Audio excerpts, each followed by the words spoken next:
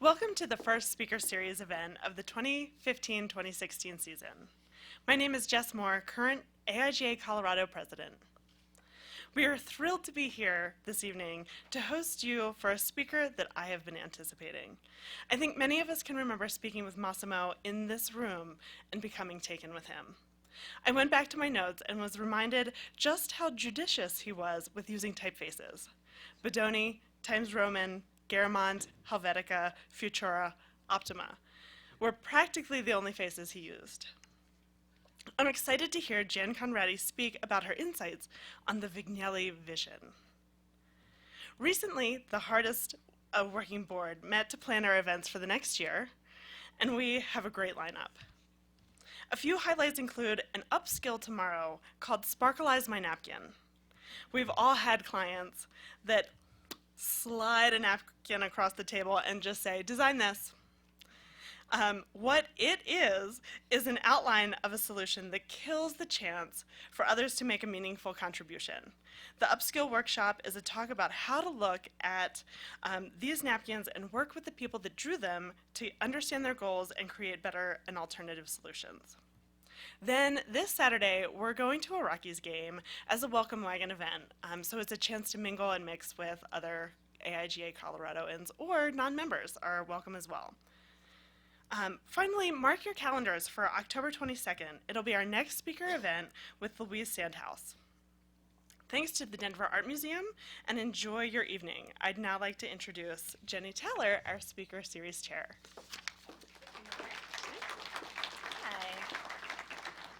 First of all, Mary Lou, are you still here? Did you leave? Yes. You are? Okay. Come up to the podium and win your prize of your own glasses. Okay, sounds good. Thank you guys for coming. As Jess said, this is my first speaker event and the first speaker event of the season, so I'm glad people showed up. Yay! Give yourself a round of applause. That's awesome.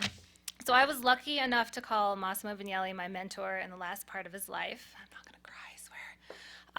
And when I joined the AIGA board, I thought Jan Conradi would be the perfect person to bring in and share, their life and their story with you guys tonight. Not only because of her great knowledge of them on a professional level, but also her in-depth insight and fabulous stories of their personal lives, which I think is what makes Jan special and her book special, is she has these great inside stories and photographs from them that you never see anywhere else, and I think she brings that really great conversation to the group. And did anyone not Google Jan before coming here? Do we need to go through a list of stuff? Anyone? Okay. So she is a professor of graphic design at Rowan University in New Jersey. She has lectured at numerous colleges and design conferences on topics of design history and design education. This sounds familiar, doesn't it? Her projects and course material have been featured in several design books and publications. So yes, she's very knowledgeable. Talk to her afterwards, you'll understand that. Her previous book, Unimark International, The Design of Business and the Business of Design, was published in 2010. I highly recommend that book. It's fantastic. Get that one as well. And along with writing and teaching, she also is a letterpresser. I know, I was like, that doesn't sound right. Letterpresser. Yes, and she also has her own freelance studio. If you brought your book tonight, she will be signing them afterwards, which is fantastic. Also, RIT Press, if you didn't see online, they're also offering 20% off on her book if you'd like to purchase it afterwards. Jan also has a few copies if you'd like to get one tonight. A little under the table action. Yeah, and so please help me welcome Jan Conradi to Denver and to the stage.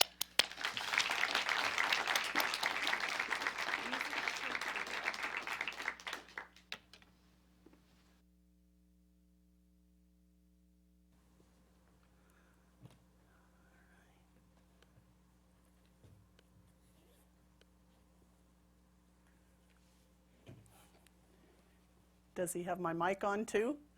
Can you hear me? Thank you, Jenny and Jess, and so many great people out here. I'm really excited to be here. I'm a little intimidated to be here because it's one of those small world nights, When I started researching Unimark International, which Massimo was one of the founders, that was when I was a grad student in Iowa State in 1986. And my professor from grad school, my major professor, Roger Bear, has just retired last spring and has moved out here, so he's sitting here. One of the people he said, oh, when I said I wanted to write about Unimark, he said, well, you've got to talk to Kathy McCoy because that's where her career really got to start, and Kathy's sitting here. And then I've got, how many former students? There's two here for sure, and it's like, whoa, this is a little intimidating, all these things coming together. But we'll not be intimidated. We're just going to talk about a couple of really marvelous people and some of their thinking and their thoughts, because when I wrote about Unimark and in writing about the Vignellis, I've heard a little bit of flack now and then because you're not focusing on the work and you're not critiquing the work and you're not talking endlessly about the work. And I said, there are lots of people who are willing and able and more than happy to do that. What I'd like to talk about are the connections and the personalities and where that work arises from, because the personality and the styling and the thinking and the finessing of that work rises out of attitudes. So let's talk about attitudes and let's talk about people. So in this crowd, I'm pretty much assuming everybody's got a sense of who the Vignellis are. But you know, often, or especially talking to younger student groups, that's not the case. So I start out, it's like, okay, so how many of you have ridden on the subway in New York or DC? How many of you have flown on American Airlines, gone to a national park, looked up a bird in the Audubon guides, planned your travel with photos? I said, see, you do know Massimo. I don't have to tell you anymore. Thank you very much. But there's a lot more to them than that. Certainly Massimo is highly known and recognized for the design work that he did in graphics and signage and systems. But there's so much more than that, because there was a lot of work in products, in furniture, in furnishings, in jewelry, clothing, museums, showrooms. So whether it was large scale, small scale, intimate, you know, universal, as Massimo often would say, you know, if you can't find it, design it. And they did. A lot of projects, always working through a process of sketching.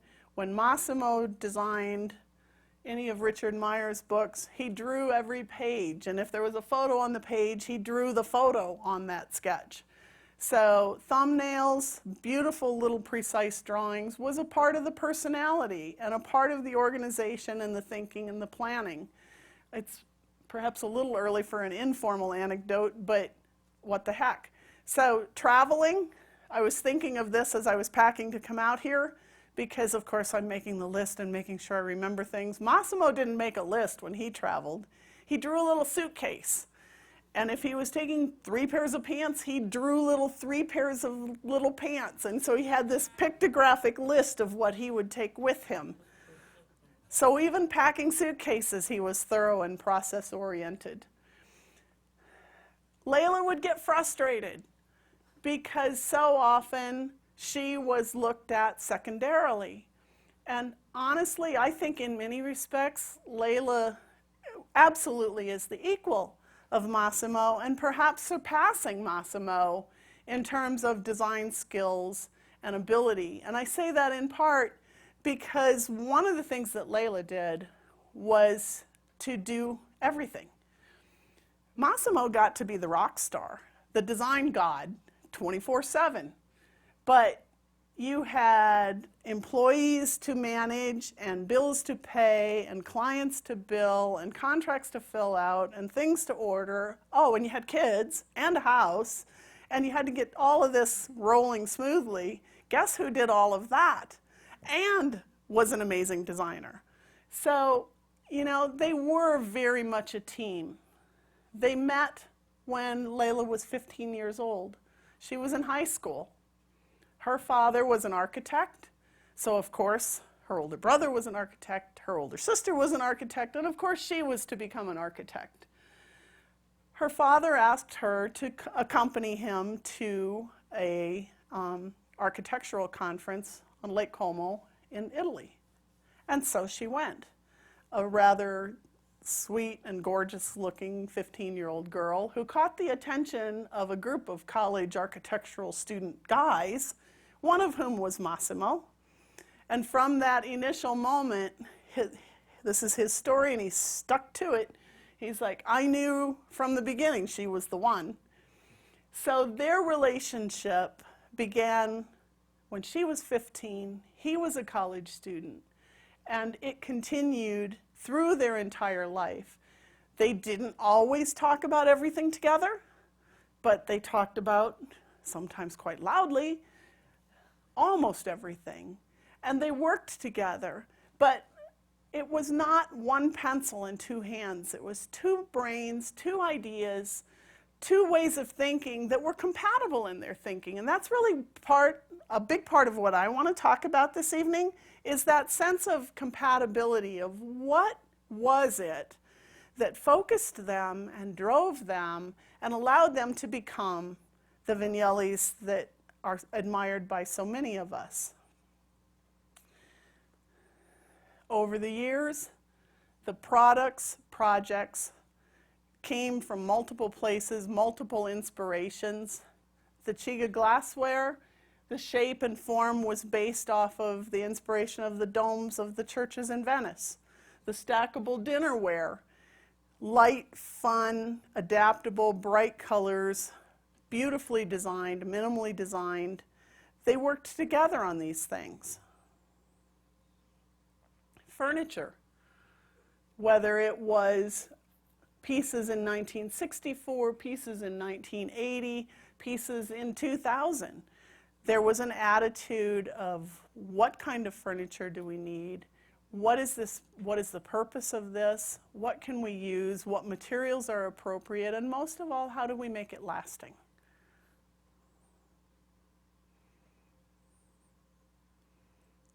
So if you're designing for the national television, you design the set, and of course you have to have the right furniture, and so you might as well just design that too. The comprehensiveness of their thinking is part of what I think makes the Vignellis so amazing.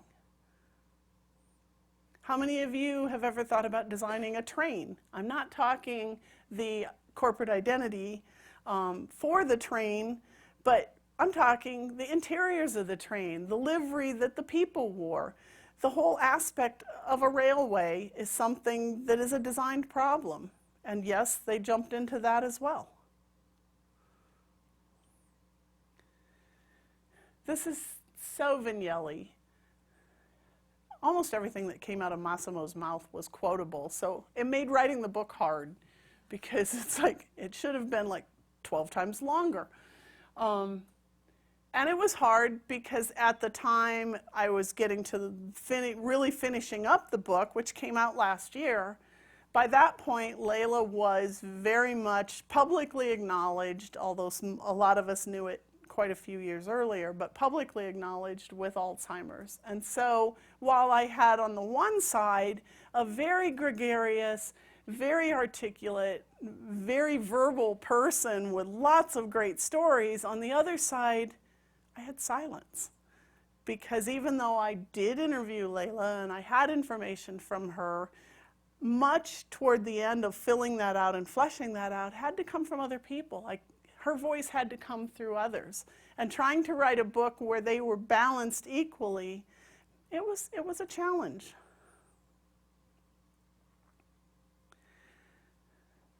Timelessness. Design in 1966, Massimo was the design director for Unimark International. For those of you who aren't so familiar with that, that started in 1965 with a group of basically 5 designers and a business person, Massimo, one of the 5 designers, and they all said, we want to do big projects and amazing projects, but there's a problem. Big clients, big corporations don't want to work with a single person, Paul Rand accepted. They want to work with other big clients, big corporations. So if we all pool together and pool our resources and pool our abilities and market ourselves as a unit, then we can do these bigger jobs. And so Unimark started 1965 with 3 offices, New York, Chicago, and Milan. By 1972, 71, it is the largest design firm in the world with 11 offices around the world, including one in Denver. So if any of you have ridden the RTD or gone to the Denver Public Library, you have seen Unimark work. Lella could not be a part of Unimark officially because, as was not uncommon during that time period, spouses weren't allowed, they were at least discouraged, often outright banned, from working together. And Unimark had a rule of no spouses. However, because one of the spouses was the design director, the other one kind of slipped in around the corner and was, so Layla did a lot of contractual work with Unimark, particularly on interiors kinds of projects. So she was very much involved, but very much an unequal involvement. And that and a variety of other complications and world situations and life led to them deciding in 1971 that they would no longer be a part of Unimark. They would go out on their own and they would open Vignelli Associates. Staying in New York City, where they had moved to by that time from Italy, and for the rest of their working career, they ran Vignelli Associates and actually 2 companies, Vignelli Associates and Vignelli Design. The difference being the Associates was the design firm that did the contractual work, the typical kinds of design problems, signage, systems, et cetera, that we think of a design firm doing. Vignelli Design was working with manufacturers to do specific products that were basically then licensed, the glassware, the jewelry, et cetera. There was an attitude that came through of clean, crisp, understated, beautiful materials, thoughtful proportions and spaces. And there's a good story about that. And I know Roger will smile in hearing this. So I'm the grad student at Iowa State, and I decide, unlike most grad students who will avoid writing like the plague, I wanted to do a design history written thesis. And I ended up stumbling across the idea of Unimark. So in 1987, I took a spring break trip to New York City, and I had gotten a hold of Massimo and asked if I could stop by and talk to him about Unimark. I rode the bus from Iowa to New York, 24 hours straight through. Don't recommend it. With a bunch of other Iowa State students. And at the appointed time, I show up at the Vignelli offices. And I walk in, and I had one of those, Dorothy, I don't think you're in Kansas anymore moments, because I'm wearing a denim midi skirt and clogs. Lord knows what I had on the top. And I walk into this sleek, amazing space that was unlike anything I had ever seen anywhere. And the young woman who was the receptionist was talking to someone on the phone in French, and then she turns around and talks to someone who comes out of the back room in Italian, and then she politely turns to me and speaks in English, and I'm thinking, what am I doing here? I am so out of my league. And then here comes Massimo, who within about 30 seconds is everybody's buddy, just so gregarious and so welcoming. And we sat down in his office, and he's like, there's nothing that I would like to talk about more than Unimark and what we did. And so from that moment on, I was able to develop a relationship with this very wonderful person who I have to say, elevated my design thinking, as he has done with Jenny's and many other people, Kathy. You know, he didn't necessarily say, you will do this, but he just made it so logical and beautiful and organized and wonderful in front of you that it's like, I think I'd like to go there too. So that was my first experience.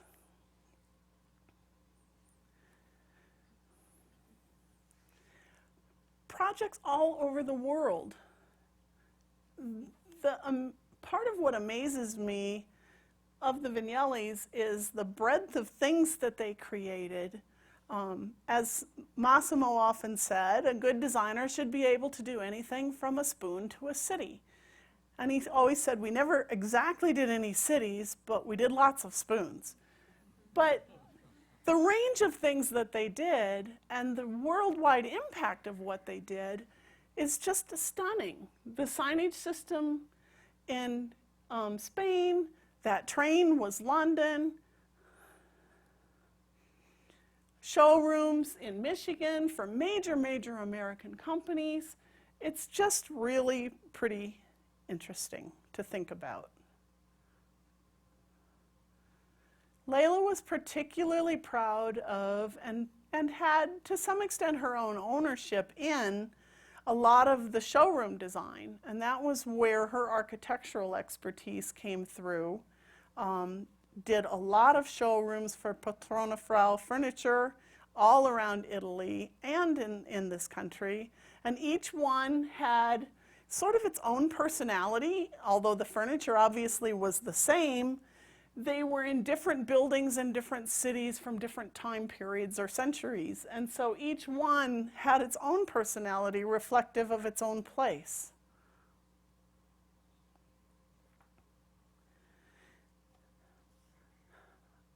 Wineries.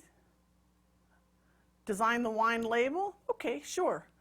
But, you know, a winery needs a tasting room, and it probably needs a restaurant, and you might as well design all that too. Massimo and Lella had this ability to take on these projects that, as other savvy designers have said, communicating clearly with your clients and thinking clearly about the possibilities of things. You know, don't just design the logo, design the letterhead, and then design the truck, and then design the office. You know, expansive to create that cohesive identity and voice and vision is part of what they did so well. And they did it in a way where their clients became their buddies. And they hung out with them as friends, even while they were working with them as clients, because people were drawn to the life and the liveliness of the Vignellis. One of Lella's nieces lived and worked with them for a while. And in talking to her, she said, you know, one of the things that was amazing, especially compared to my mom, Lella's sister, is like that part of the family was work, work, work, work, work. You should be working all the time. And she said, Lella and Massimo were amazing. They worked very hard, but they enjoyed life too.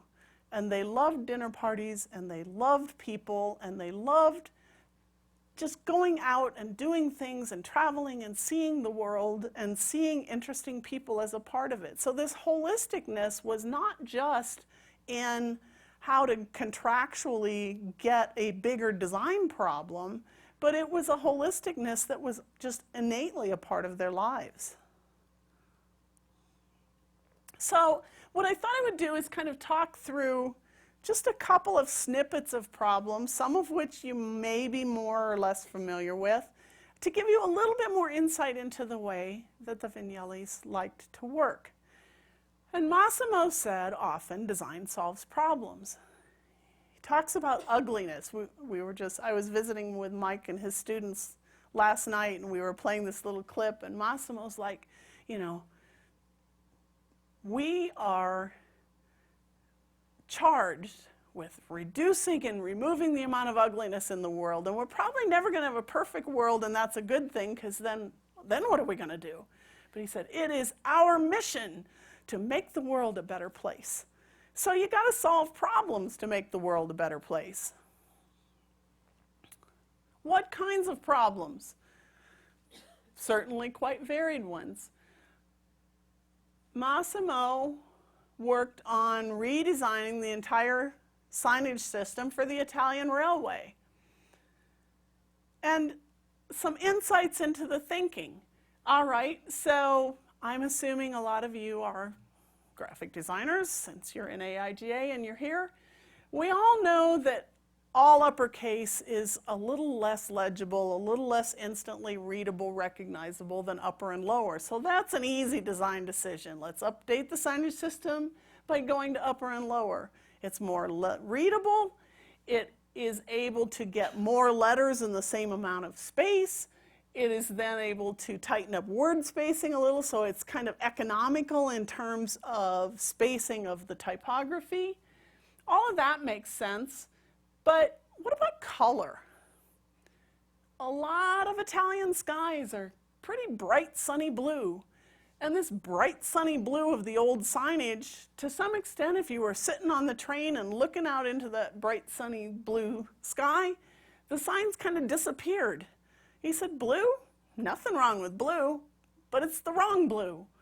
If we go with a deeper, darker, richer blue, it's going to have a lot more visibility for people who are using this signage system, especially out in the smaller areas where that sign is right up against that sky.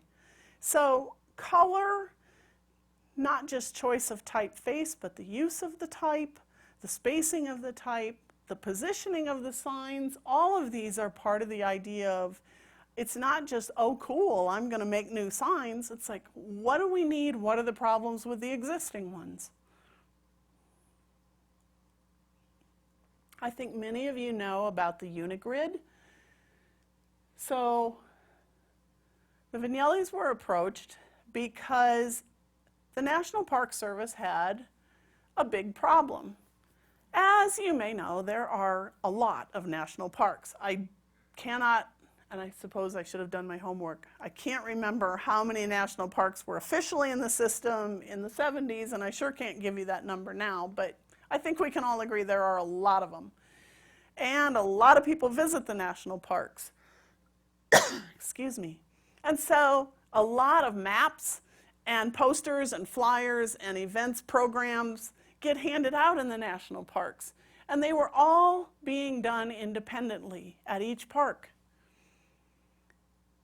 Some better, some worse, because some parks actually were working with real honest-to-goodness graphic designers, and some parks took the youngest park ranger and said, you could make a poster, couldn't you? A lot of materials means a lot of money, because printing, paper, what can we do? So Massimo said, let's create a system, which became dubbed the Unigrid. And this Unigrid system, not universally enjoyed or appreciated by the Park Service, everyone at first, but this Unigrid system was pretty amazing in a lot of respects, because one of the things Massimo did was to say, we have to think about standard paper sizes. If we start cutting odd shapes out of sheets of paper, we end up with a lot of waste. And the national parks are kind of inherently about resources and managing and environmental sensitivity, so wasting paper doesn't make sense. And you need a different size piece of paper for a brochure versus a poster versus a map. And you need paper that is going to not be too flimsy because the maps get folded up, and it's not too see-through because you're out on the trail in a national park in the bright sun trying to look at this map and think about where you need to be. So let's find the right paper, and let's make a grid that uses paper and can be cut into different component sizes without any waste. And this paper can be foldable and unfoldable without falling apart, and thick enough that it's got an opacity that you can see it out under the bright sun. And then we can only use this paper. And we can order it by the train loads if we need to, and then we can save money. So the system worked where maybe you need just a small flyer, maybe you need something big, maybe you need vertical. I think many of you have seen these from the different parks. And they set up the system and set up this modular program and specified some specific sizes and grid alignments for headings and, certain types of information. And then they did the other smart thing. As a designer, you can create something really great, but you're probably not going to babysit that and be the designer for every piece of it for forever onward after that. You turn it over to the client and to their design team.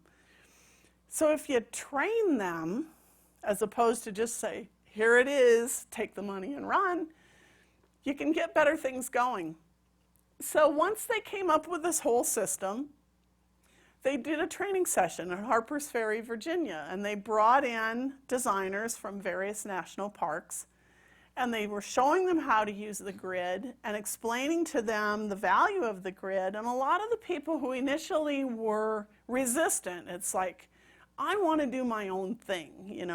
We're all going to look like cookie cutters if we do this grid thing. And they started realizing, wow, this is pretty efficient, and there's some interesting things. And then it did a 180. From being resistant, people started saying, it became sort of a competition.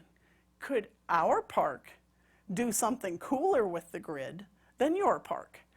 And over time, it became something that was very much used and appreciated and respected. And so the respectful of resources, of needs and uses, of training people to be able to work with it and to understand why working with it was important, was something that was a great problem solved. And the end result of that was a commendation from a presidential commendation for this work.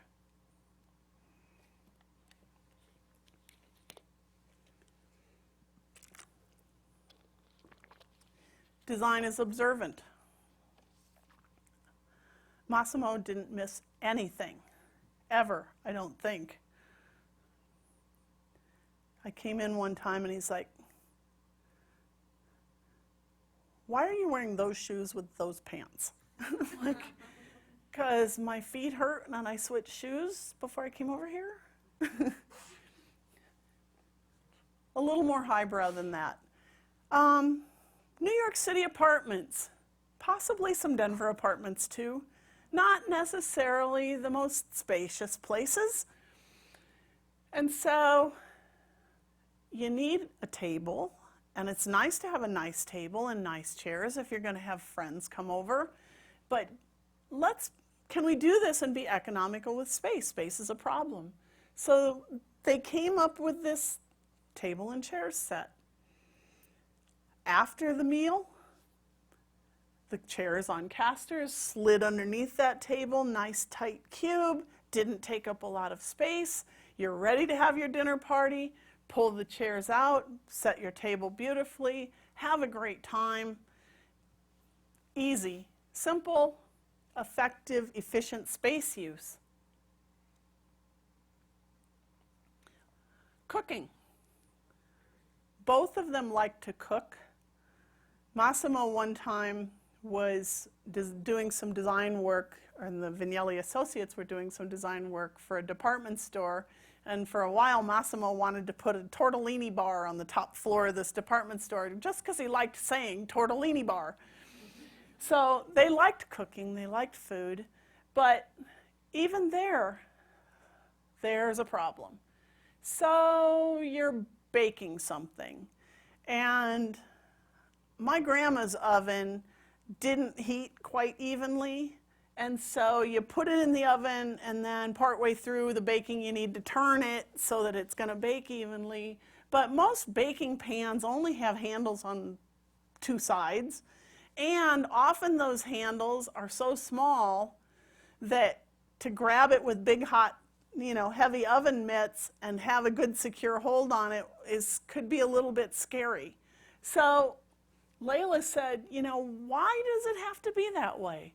Why can't we think about dinnerware a little differently for bakingware. Why can't we make casserole dishes that have handles all the way around? And while we're at it, then you can get a good secure hold. You can turn it any direction you want in the stove, in the oven, but let's make the lids efficient and effective too. That the lid could be flipped over and be used as a serving dish. Casseroles, the pretty parts on top when you got all the nice brown bubbly cheese and tomato and all that good stuff. The sides, not so much. So let's keep the inside of the bowl smooth, glass, easy to clean. But let's do just a little ribbing on the outside because it sort of deflects light and diverts you from a clear view of the side of the casserole, which isn't the pretty part. So this line of dishes was created to solve some very real problems for the average cook in the kitchen. Back to that dinner party thing. The Vignellis liked having parties. And one of the things about parties, Massimo said, you know, parties are awesome. You set pretty stuff on the table and you invite people you really like and you've got some great wine and everything's wonderful and great food and great conversation. And then you get to the end of the dinner party. And at the end of the dinner party, one of the things you want to do is, you know, clear off the table so that you can continue the conversation over coffee and dessert. But now you don't have a pretty table because now you've got chicken bones and used napkins and little bits and pieces of this and that. And he said, why couldn't you just figure out a way to take the dirty dishes to the kitchen easily? So designing this set of dinnerware had tall sides that could be stacked, but there's space in that stacking, so if there's a chicken bone left on your plate, you didn't have to scrape it to another plate. You just put another plate on top of it. And you stack up all the plates, and then you put a lid on top of the whole works, and then you quietly carried a clean pile of dirty dishes to the kitchen and went back to the party and had dessert and just kept enjoying. So, you know, making every bit of something smooth and easy and memorable.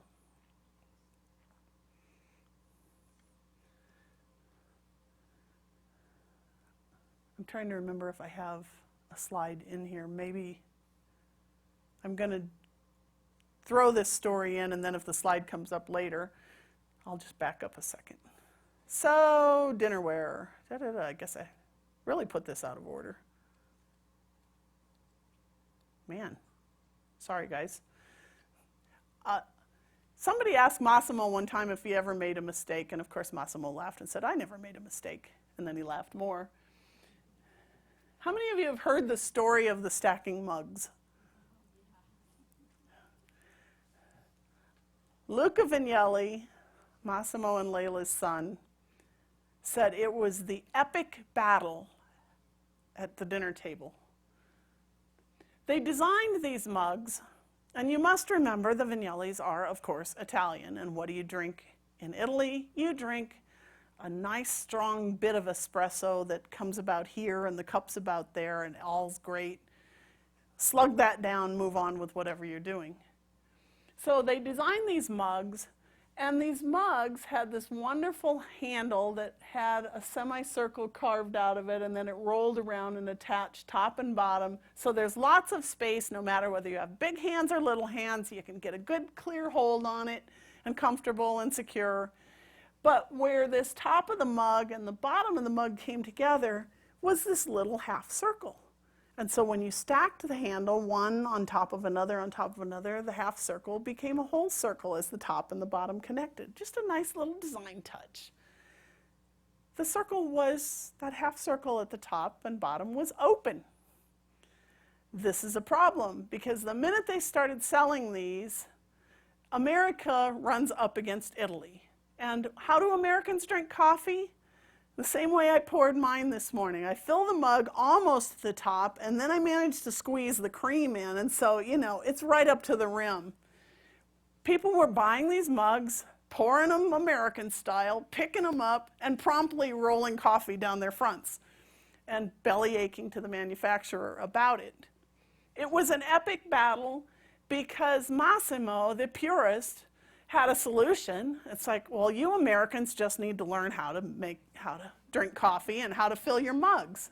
You know, just learn not to fill it so full. Pragmatic Lella said, we're in America, this is the way Americans drink coffee. We can just close that half circle and it'll be fine. And Massimo didn't want to, and Lella did want to, and epic battle, Lella wins. So you can buy these mugs now, and they are now back in production again with the closed circle. And sometimes you can find the open circle ones on eBay. And now I got myself way out of order, so we'll slip back where we were.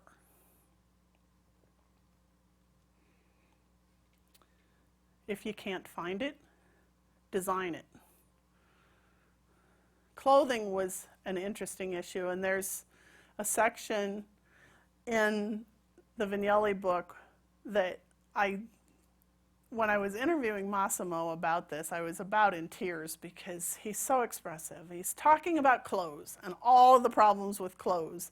And there is a difference between style and fashion is ephemeral, and it's a pain in the butt because you have cuffs on pants. What do cuffs do? They just collect dirt and dust.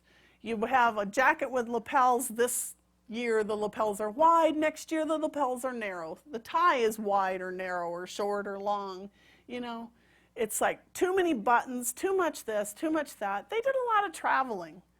So couldn't you figure out a way to have clothes that looked decent, packed well, didn't wrinkle, didn't go out of fashion, etc., etc. And so ultimately, can't find it, design it. The Vignellis designed a line of clothing. And for much of the remainder of Massimo's time, they continued to wear this clothing. It's interesting because the patterns for the clothing are in the Vignelli archives at RIT. And last year, I think it was, one of the groups of design students got permission to use those patterns, and they actually took the patterns and made new Vignelli clothes and then had a Vignelli clothing fashion show. But, you know, how many of us have had this issue with packing? It's like, you know, you want layers so that you can be not too hot or not too cold, and you want it all to match, and you want it to not wrinkle, and so they worked on that.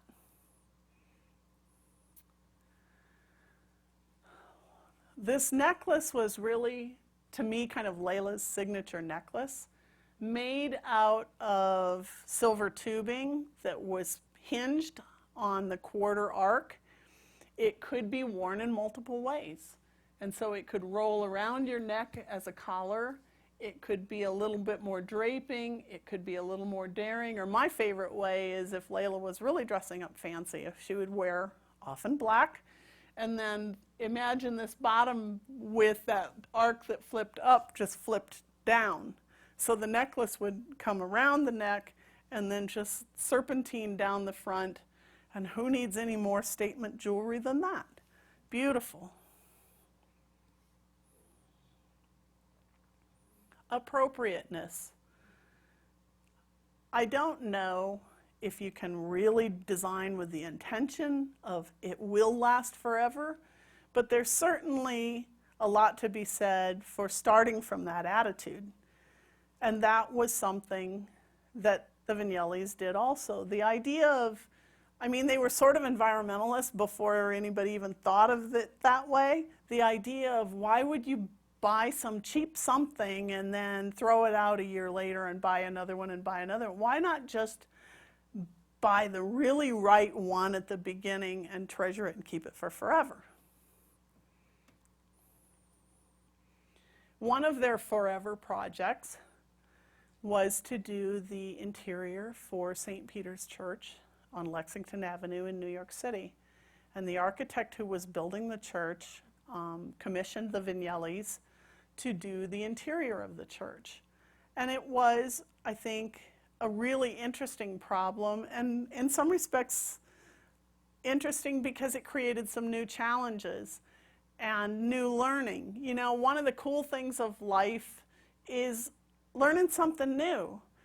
And Massimo said one of the things about this project was he had to go to Germany to where they built the pipes for pipe organs to learn about organ pipes and acoustics and what he could and couldn't do in terms of his vision of design and the appropriateness and functionality of the pipe organ.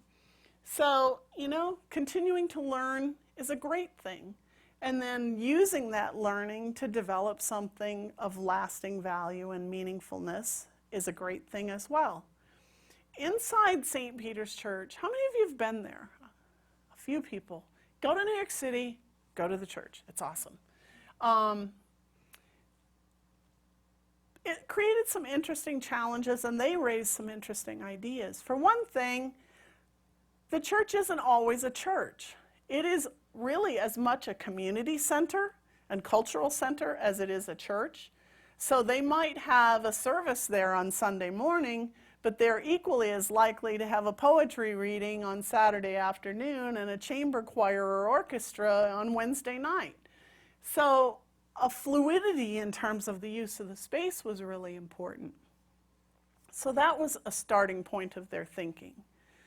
Another starting point of their thinking was this is a church in New York City. It's an American church. So what should an American church look like?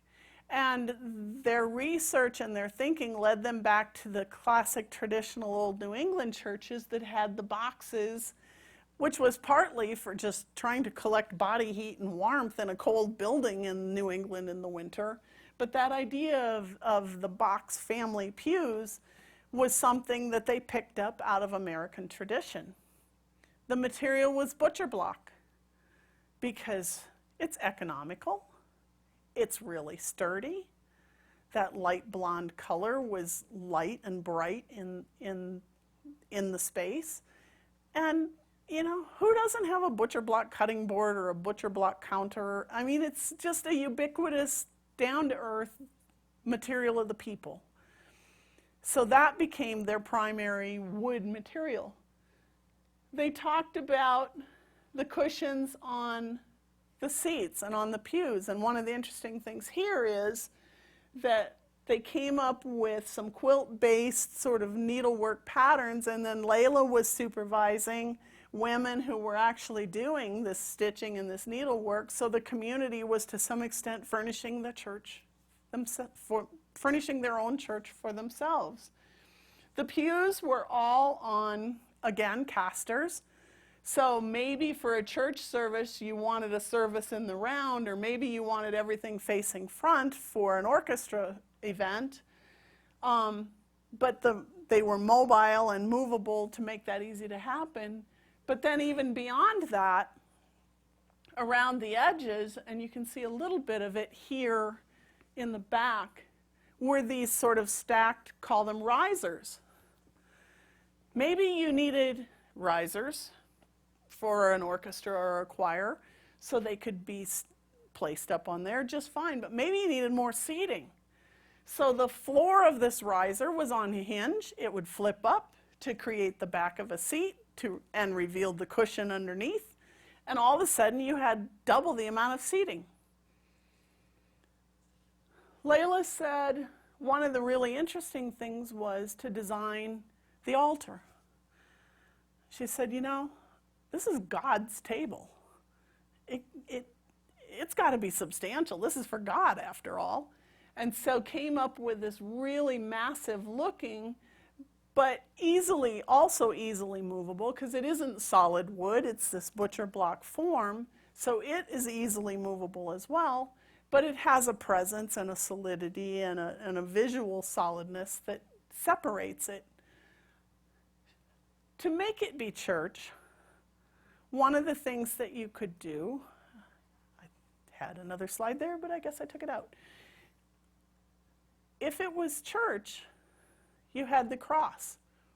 So they created a standard for this cross, and when the cross was brought in and ceremonial put into its place, it was church. When church was over, the cross was removed. It's community center. So that placement of that visual symbol of church was part of what made St. Peter's a church.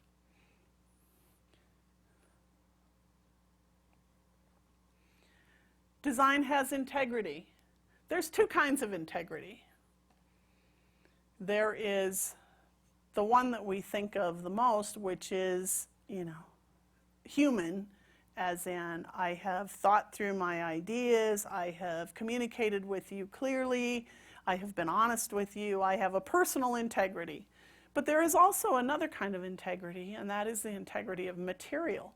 And both of these were things that played hand in hand with how the Vignellis thought and worked. Integrity of materials. Surprise, surprise, we're back at dinnerware again.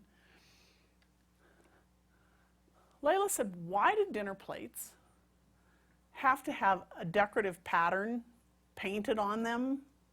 I mean, why do we think this decoration has to be surface? Couldn't the decoration be an inherent part of the plate itself?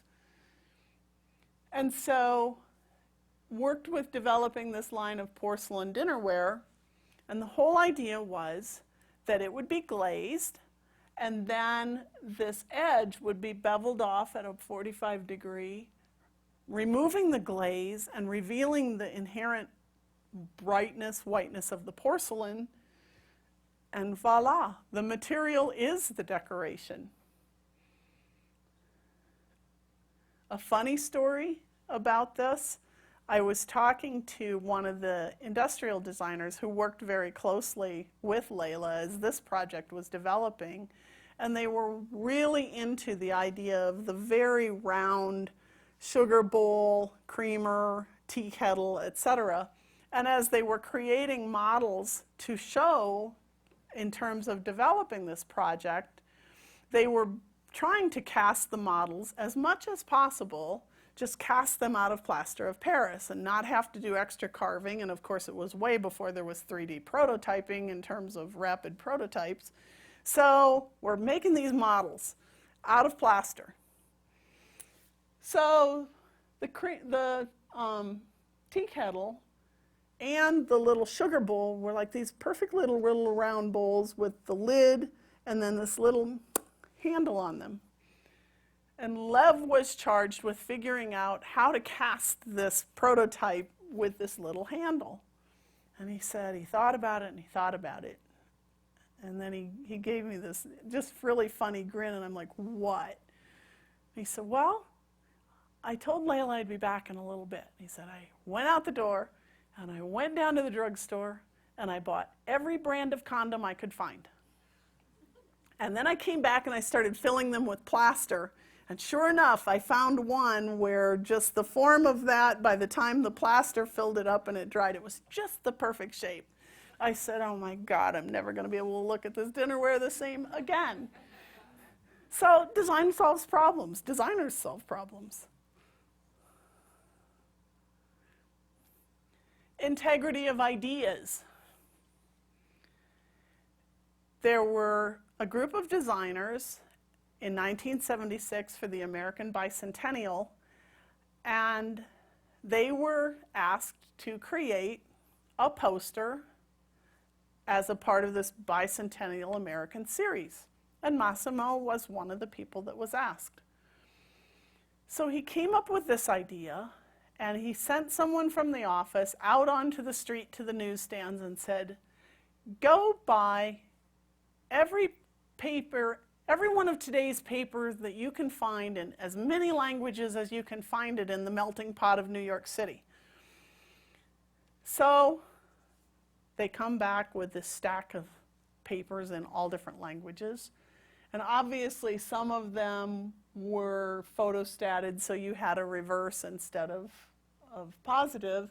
But ultimately, Massimo ripped these up and created this flag and said, this is a great statement of the American Bicentennial, because what is America? It's a melting pot.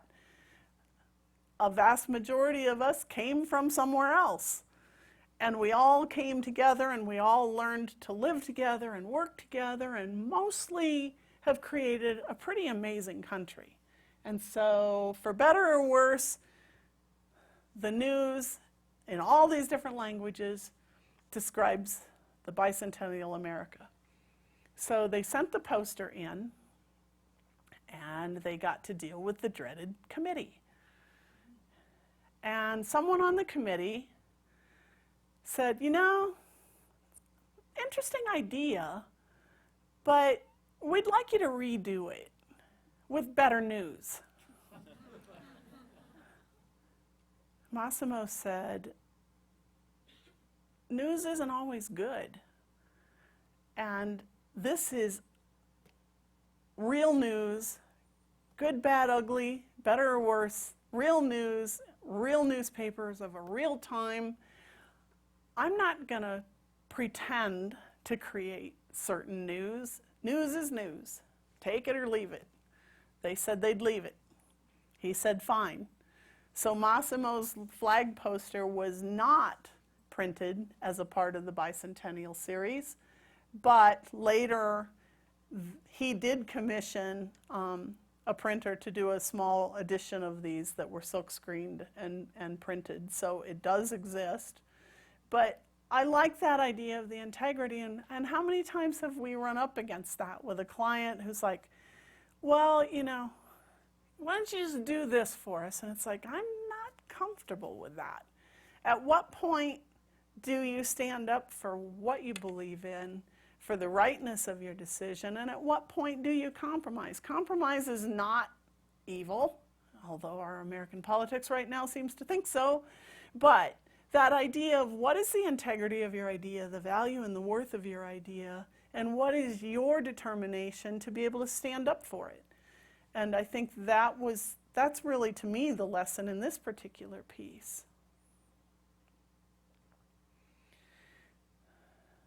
But you don't always have to be serious. As we've already said, the Vignellis like to have fun, they like to have parties, they like to hang out with interesting people and have interesting conversations. And so that could come through in your work as well. The fact that something is carefully thought through and refined doesn't mean it has to be like, you know, total seriousness. How about a watch? I think in this day and age, most of us, if you really, really want to know what time it is, you pull out your cell phone so it's accurate. But a lot of us still wear a watch too. And watch has become on our wrist as much a piece of jewelry, as much of a personality statement as it is a functional item. And so the Vignelli said, well, that being the case, even though black is really the best color in the world and we should wear it all the time, except for maybe red, you know, that there are people in the world who do use other colors.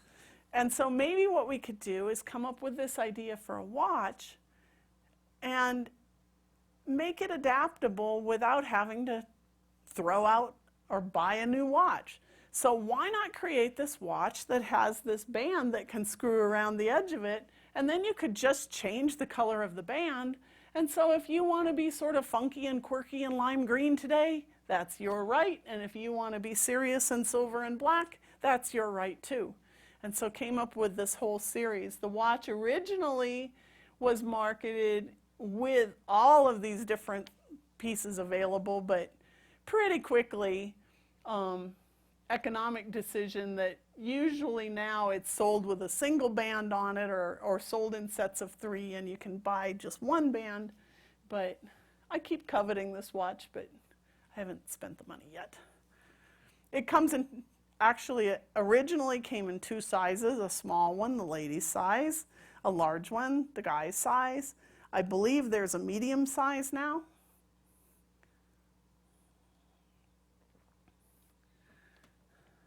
Solving serious problems, but it doesn't have to look serious. So, one of the classrooms that I teach in, sometimes you're trying to sit around tables, sometimes you're trying to gather around a critique space, and sometimes you just want floor space to get something done. Stackable chairs, or not. A lot of times you get these stupid chairs that won't stack, and so then you end up with this ugly wad of them stuck over in a corner, or they'll stack, but they're so cheaply made and such bad materials that half of them are broken, et cetera, et cetera. So the Vignellis, working with one of their colleagues, David Law, began to develop the idea for this set of stacking chairs, the handkerchief chair, that floatingness of dropping a handkerchief and it sort of wavers down. It became the root idea for this chair. So there is a lightness, a playfulness to it, but it's a really well-designed chair. For one thing, it's got some width to it, so not all of us are size 2. And so that idea of it can be comfortable for a variety of people. It's certainly stacked. It's really sturdy. I was shocked the first time I picked up one of these chairs because for all the visual lightness of them, both through the brightness of colors and through this, flowing form, they're made out of metal. They're heavy, but they're fun. Serious and fun can go together. I gave, it's amazing the things you learn and where you learn them. I gave a lecture like this up in Minneapolis about a week ago, and I started talking about SD26. And you want to go to New York, you want to have a great Italian meal, go to the restaurant that the Vignellis designed, only to discover that Tony, the owner, retired and shut the restaurant last spring, and it's gone. Damn. It was good food. But it was fun. It was an interesting place. You came in the front door, and there was lots of sparkle and glitter and shine because you had the glass wall that had the gold leaf numbers on it. You had this right inside the door. You had like fishing line with these glass beads on it. So there was like this sense of sparkle and glitz and glamour. The front room was a little more casual. It's at the bottom, so you could have casual dining, and they had commissioned fiber sculpture for the wall decorations there. We've got a geometry of these wonderful round stools that were really comfortable, the square tables, everything's just sort of golden and bright and colorful and warm. The main dining room, tall ceiling, so you weren't relying on the ceiling light really for light, it's for atmosphere. So if it's for atmosphere, let's make great big columns and have starry sky so we can feel like we're perhaps eating our Italian meal out in the piazza somewhere under the stars. And it was so cool. And it's such a bummer that it's gone. So you can't make it last forever even if you try to make it last forever. Massimo and Lella both would become very upset by people who talked about modernism as a style and tried to give it a reductivist modernism as all Helvetica and non-decoration and photos and grids. And I said, it's not a style, it's an attitude. And if you look at modernism more holistically, it's an attitude of taking a responsible approach to our world, taking a responsible approach to materials and people and communications and interactions. And that is something that they valued and treasured. They didn't begin that idea. They learned it from a long and very beautiful lineage of people. When Massimo was a college student, and even just a bit before college, he was working, he had a cousin who was studying architecture, and the cousin was working with the Castiglione brothers, and so if they needed extra help, cousin brought Massimo in, and so he would be helping with renderings for things too. So he's working with this group of people. And what they said, what you need, constant, consistent way of designing, not a style. The spoon to a city thing. Ernesto Rogers is really attributed with this phrase.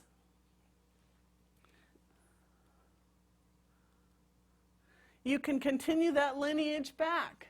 One of the Vignelli's heroes was Mies van der Rohe. God is in the details, or as I always tell my students, the devil's in there too. It's like the devil's in the details until you figure it out, and then God's there. So God is in the details. Gropius, standards of excellence, not transience. All the way to Peter Behrens, who is in many respects the roots. It's not about decorating. So this attitude of how the Vignellis described what they should do and how they should do it and why they should do it is coming from a long line of people who had validated that over and over. Their inspiration and their ability to be inspiring. Massimo said he never heard of Joseph Mueller-Brockmann until he came to this country, that what he really learned about in terms of graphic design and typography predominantly came from Max Huber. They had a whole group of people that they admired and worked with. Franco Albini was Leila's advisor as she finished up her architectural degree. Leila finished her degree, graduated from the University of Venice, and became a licensed architect. It was always a sore spot with Massimo that he did not, and he wanted always to assure that people knew it wasn't that he didn't value education, it just didn't quite work out for him. Truthfully, what happened, Massimo's father died when he was very young, and it was not an easy life for him and his mom. And being a good Italian man, he was very conscious of mom and taking care. So money was not necessarily freely flowing. And when he went to college, that reality was combined with the fact that he was not academically a great student, which kind of surprises me. I sort of wonder if he was an ADHD or whatever label you put on it in modern times, because he would talk philosophy and he would talk classic writers, and I mean, he was so broad thinking, but he wasn't academically succeeding except in his architecture and design-based classes, and there he was top of the class. He ended up doing less and less of his schoolwork because he was doing more and more freelance, and one thing led to another. The jobs became more important than finishing the degree, and he never did earn his undergrad degree, although he was quick to say that they did give him his honorary degree later. So he says, I do have a degree. So value education doesn't necessarily mean you totally follow the standard path of education. That said, the value of education and educating people was something he was very conscious of, and particularly through the young designers that they hired and sort of raised in their office, and then later through workshops and coming in and teaching special classes and things. They had a great influence on people from lots of different places around the world. And really changed the way a lot of people think, or helped to give people a way to think about what design could be and how they could approach it. It was also part of the modernist philosophy to say that we need to be responsible. We need to do work that is meaningful. We need to do work that makes the world a better place. As they got toward the end of their life, one of the things that they wanted to do was to think about that sense of legacy and the lastingness and the possibilities of that. Not surprisingly, with over a half a century of work, they had a lot of archival materials, prototypes, records of various sort, documentation, a lot of material. And a lot of places were interested in having that material in, please give us your archives. The Vignellis said, fancy museum here, fancy museum there. We don't want to put our archives in these places because you know what will happen. It will go down into the basement, into storage, and they'll pull out a few choice pieces here and there and put them on display, and that will be that, and you won't be able to touch them or use them or see them. And that's not what we want. And so the Vignelli said, we would like to give our archives to RIT, because RIT, and it still astounds me, has, first of all, a lot of modernist design archives. You want to go see some amazing work. They have over 30 sets of archives from American designers. But the amazing part beyond that is you can interact with these things. You can go and pull out the magazines and turn the pages and investigate the Vignelli's patterns and hold these things and see how things really work. You can hands-on be engaged with it. And that's what they liked. So they wanted to take their archives to RIT. There was a problem. Back to that idea of a lot of archives. RIT didn't have room for it. If you can't find it, design it. Massimo said, well, I'll just design a building. And we can build a building and we'll put it in there. And so over a period of years, there was, some fundraising initiatives and some support from various places. And indeed, the Vignelli Center for Design Studies was built and opened in 2010. It was quite an interesting sort of grand opening because there were a lot of people there from all over the world. As you might imagine, there was a lot of people there wearing black. And at one point, I was walking down across campus with a couple other people and overheard a group of students that were off to the side going, did somebody important die or something? How come everybody's around here wearing black? No, that's design. So the archives are now there. And thankfully, Massimo and Lella were able to see this come to fruition. And it's really an amazing space. Think of it as a glass cube stuck into the brick cube. And it is 3 stories? 3 stories tall. There is a museum gallery section that shows, key Vignelli projects and products. There is an exhibition area where different kinds of design events and design exhibits can come and go.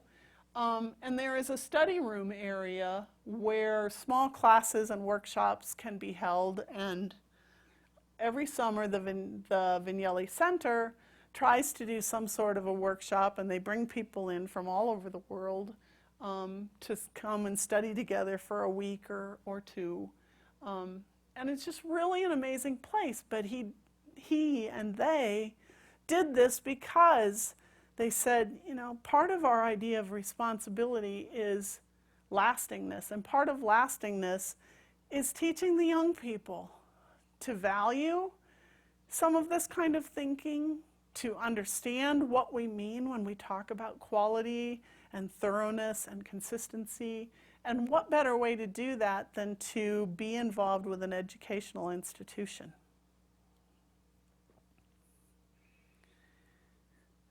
Massimo died a year ago in May. He knew it was coming. Some of you may have even participated toward the very end. Luca was saying, one of the problems was everybody wanted to sort of come and say goodbye to Massimo, which on the one hand was a nice idea, but A, not everybody could, and B, if everybody did, the poor guy would have been exhausted. So he's like, what if we do a letter writing campaign? Send a card to Massimo. And so we spread the word about this, and crates of mail showed up in the apartment.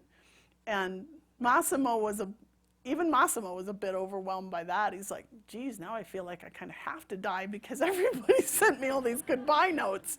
And it's like, you could stick around if you want. But that said, it was toward the end something where there was a slide, and as often happens, some recovery, and then another slide, and it just kind of did one of these. One of the last times I was able to go see him, I went up to see him in the hospital and walked in, and he's like, well, I guess we're going to say goodbye. He's like, and I'm really sorry I'm not going to get to see the book. I said, Massimo, you saw the book. I said, as a matter of fact, if you remember, you kind of went through every page of it with a fine-tooth comb. And he's like, yeah, I guess I did. But, you know, he was, to the end, gracious and thinking about other people, Skyping with a couple of young guys that he sort of had adopted and was mentoring from Milan. And, you know, at the very end, was thankfully able to be at home and to go peacefully with Layla by his side. Layla is still in the apartment. She needs nursing care now, and so there's always nurses there with her. But, you know, the Alzheimer's is an evil disease, but she's still in there, and she still gets this twinkle in her eye, and every once in a while comes out with something that it's like, whoa, there's more there than you sometimes realize. Massimo is a bit distressed by the fact that their final resting place, you know, he's there, is St. Peter's, for which the official typeface is Optima. He's like, I can't believe I am going to spend eternity with Optima. So Massimo, there could be worse things. But, you know, warm, engaging, thoughtful, reaching out to people. Jenny had him Skype in for a presentation here, what was that, last year? Year before? Not long ago. And so to the end, he was really trying to be someone that just was loving life, loving design, and appreciating all of that. And his idea as a final statement was to say, you know, you want to change the world, design's a good way to go for it. And it's your turn now. And so I wrote a book, and shameless commerce division here. If you would like to order it, yes, Amazon has it. You can get it less expensively if you go straight to RIT Press, and if you put the AIGA 2015 code in, they're taking 20% off, which is cheaper than Amazon. I do have some copies here that I can pass on to you too if anybody's interested. But I do hope that you have been able to find out a little bit more about who they were. I'm certainly willing to answer some questions. Perhaps some other people can chime in from anecdotes of their experiences. And I really just hope that you continue to help other people to understand that our design history is still a pretty young history. But we're at the point now where we're losing some of those people who have made some amazing strides in that history. And so I hope that we can all help that legacy to live on. And that's part of why I wrote the book, and that's part of why I'm here tonight. So thank you very much. It's nice to be here.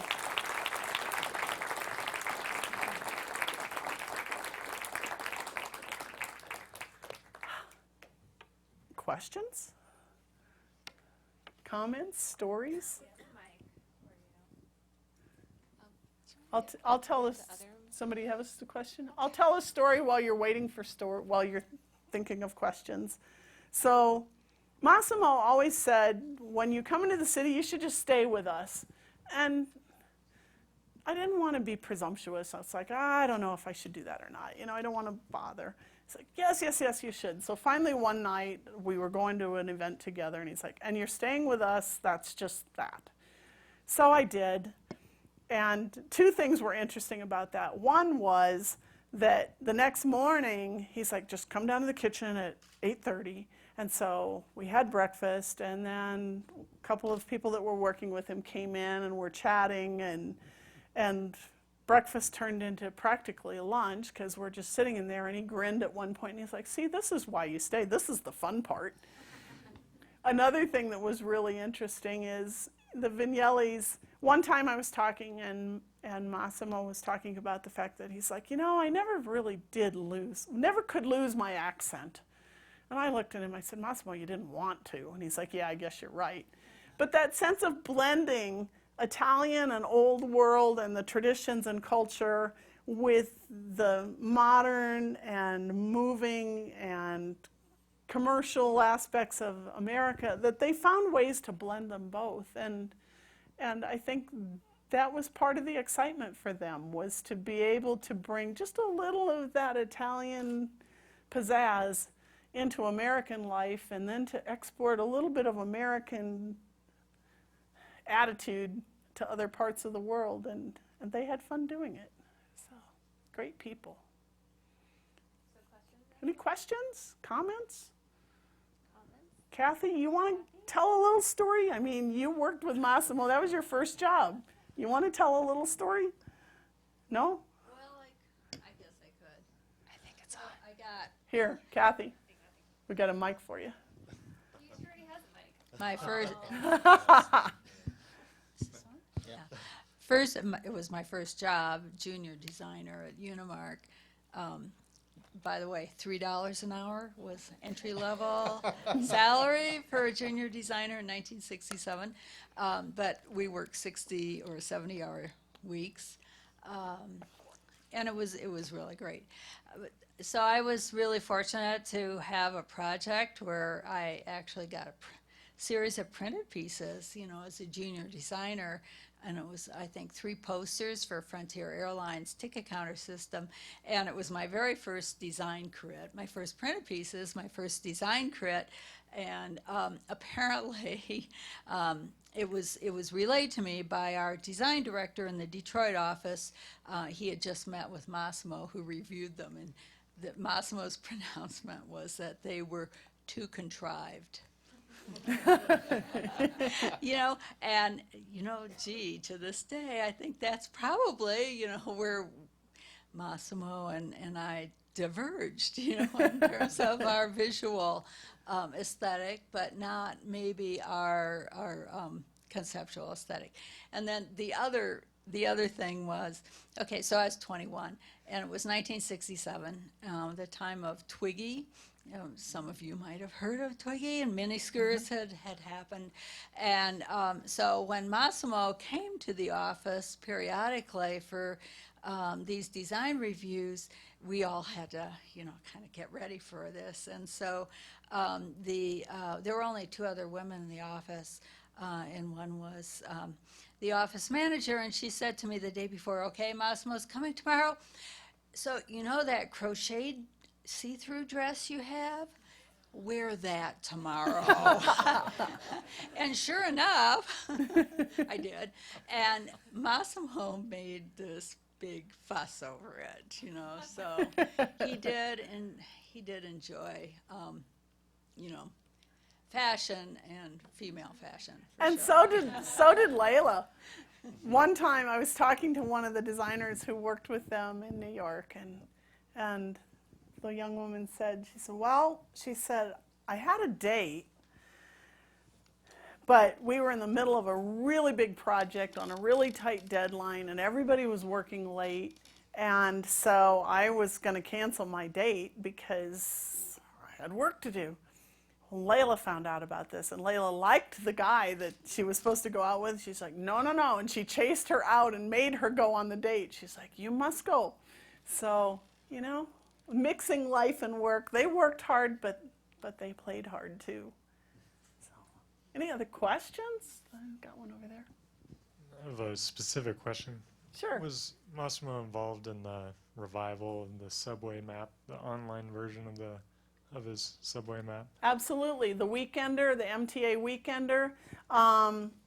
That was a project that he worked very closely with Yoshi Waterhouse and Beatriz Cifuentes, who were both, they were working with him at the time, and the 3 of them worked very closely on developing that online version. And Massimo was quite proud of that because he said with GPS positioning now, they could fix some of the errors of older maps and make it really, really accurate and precise. And so they had long conversations about that and working with him. So yes, he was very involved in that. So there's this, the manual for the subway system The manual for the subway system right now for like the next month is on a crowdsourcing. Yeah, You can buy it. Kickstarter, and so you can Yeah. buy the Limited the, edition. the original, the reproduction of the original of the subway manual. So And I'm really tempted. What about you? I'm tempted, but I think I'm going to put my money somewhere else. $78, something like But that. it's beautiful. Actually, one friend of mine has it, and it's beautiful, and it's well printed, and it's carefully done, and it's going to be a valuable piece on its own. So, you know, if you want to think of design collecting as an investment, that's probably not a bad one to think about.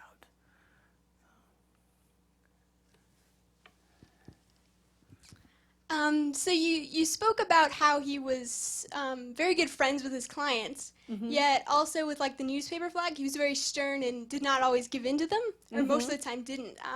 So I was wondering if you could maybe explain how he was able to use both of those things together with being friendly but still very stern in what he thought was best, and kind of what made him very successful in dealing with clients and just other people. I think just innate personality, for one thing, that just very engaging people, both Lella and Massimo, and you couldn't help but enjoy being around them because he was observant and entertaining, because he would see something and he'd make a comment about it, and it was always just so precisely right that it was fun to be with them. They enjoyed good wine and good food and things that were beautiful, and they enjoyed people who were interested in the world. So there was just this bright, open outlook. A lot of the clients that they worked with, and I don't think this will come to any surprise to most of us, didn't really know that much about design. They knew they needed design something, but they didn't really necessarily know what they needed or have a language of how to evaluate the effectiveness of it. So one of the things that Massimo and Lella did was not only to work with the clients on solving that problem, but to try to enlighten the clients in the process about why they were thinking about things this way, why they were solving it with this, why they were choosing this material versus that one. And so that sense of making it a partnership and trying to elevate the level of discourse and understanding is something, I mean, how can you not appreciate somebody who's just giving you more? So they were fun and smart and sharing. So when Kathy and I were heads of design at Cranbrook Academy of Art, and Massimo's a very generous, humorous guy, but he hated what we were doing. He thought it was kind of Frivolous. breaking the rules, right? And at one point at a conference, he said, Cranbrook is the most dangerous design department in the world. And we got in touch with him and said, hey, can we use that? That's fantastic. Anything else? You know, about that question, I think a lot of the clients came to him by referral. They might not have known much about design, and somebody that did said, well, you know, here's the person you need. So in a way, you know, when things come to you by referral, you know, the clients are pre-sold, and you don't have to give them, you know, the total background rationale. They're ready to start off at a positive platform with you. Well, a good example of that, Nancy Olnick and Giorgio Spanu collect Murano Venetian glass and have a very beautiful and valuable and memorable collection. And at one point, they were working with a museum in New York City, and it's escaping me which museum it was at the moment, but to develop an exhibition of their glasswork. And the person they were working with at the museum said, well, you know, the logical person to design this exhibition is the logical people. It's the Vignellis. I mean, why would you not have them? And Massimo got his career, one of the starts to his career was actually working with Venini glass in Venice. And they're like, who are the Vignellis? And the museum guy was just shocked that they had not crossed paths yet. Well, once they crossed paths, it was like this instant connection. Well, first of all, Giorgio is also Italian, so right there. But from that time forward, they became personal friends as well as developing this exhibit. And Nancy and Giorgio have a beautiful property up on the Hudson River Valley, and they had just a junky old house on the property, and the Vignellis came up there and said, you know, this property's beautiful, this house, not so much. And said, this is the architect you need, and so gave them the name of an architect who did end up designing a house for them, and really sort of held their hands in terms of thinking about what a beautiful house could be on a beautiful site. Nancy said that, you know, she had young kids at the time. She's like, Layla became like mom to me and was talking to me about, you know, being a wife and being a mom and how to just balance it all in life. And she's like, and to this day, they both tear up when they start talking about Lella and Massimo, because they're like, they just became family. And that's what the Vignellis did. The Fiudi San Gregorio winery, those guys are like, the Vignellis are family. And everybody had talked to, it's like, they were like my family. So I guess it's an Italian thing. You make everybody your family. It's not bad. Anything else? I'm curious what furniture and what dinnerware is still produced in production. That's kind of a tough question to ask right now, or answer right now, because actually Luca and Valentina, the Vignelli's daughter, are talking with a couple of manufacturers, and they're looking at relicensing and reissuing some of the dinnerware and casserole dishes and furniture and stuff. So some of the plastic cups and that set is definitely out on the market again right now. The glass Chiga Venetian-inspired glassware is still available and on the market. The Sasaki right now is not, but you can find it pretty readily on eBay and such. Thrift store, it's amazing what you can find in thrift stores. I walked in and found a whole stack of Vignelli plates. I'm like, of course I had to take them home. But I think some of their more, I showed you so little of the furniture. There's some very artistically designed tables, tables in particular, that are still in current production in Italy. I believe even the big square sofa and chair, I think those are still in production. So there's a lot of it still out there. I think Noel still makes the handkerchief chair. And the handkerchief chair is definitely still made. There's a Mesa tabletop at one of the post offices in Lakewood. What's that, The Mesa Jenny? tabletop. The Mesa tabletop It's one is in Lakewood at the post office. in the Lakewood post office. Yeah, so if you're ever in that area, Did we go by that this? right by Remington. Did we go by that this morning? Did we go by that post office?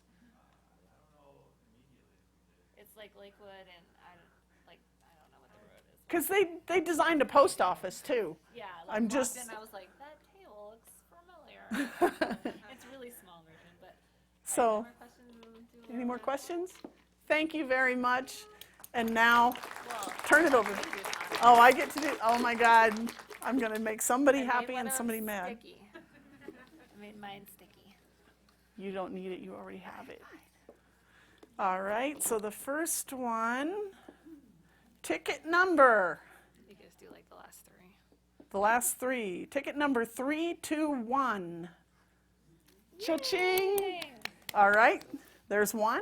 Okay. You can come up. And we'll do some signing for you after we get all this taken care of. How about 307? This area is very hot right now. All right. And last but not least, 299. All right. All right.